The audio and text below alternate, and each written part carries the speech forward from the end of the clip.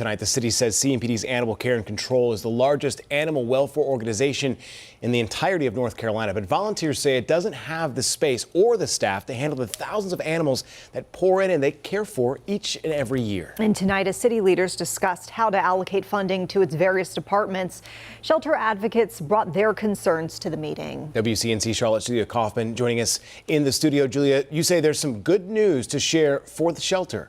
Well, Colin, the good news is Animal Care and Control is likely getting money in the upcoming budget to create 10 new positions at the shelter.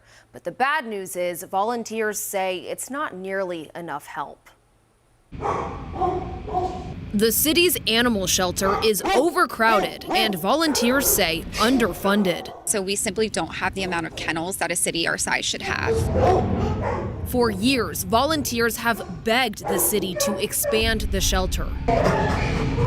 Kelsey Joseph says the lack of space is costing lives. And animals are euthanized daily there because of it. Monday night, a public hearing on Charlotte's annual budget echoed those concerns. It's clear that the system is broken. The budget calls for 10 new shelter positions, including a veterinarian and several kennel attendants. But volunteers say there still needs to be more staffing and space. Volunteering for an underfunded shelter is a roller coaster of emotions. Joseph is happy to see the additional jobs, but worries about the lives lost without expansion.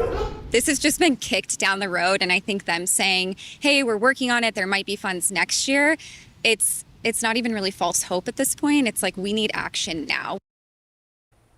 So I also spoke with the shelter's director today. He tells me designs have been created to expand the existing shelter, but since it's so costly, they're waiting to compare the costs with the possibility of creating a second shelter instead. He hopes to have a rough idea of what they plan to do this fall, guys. Well, Julia, we've talked a lot in recent months about the shelter being down dozens of kennels the last several months for construction.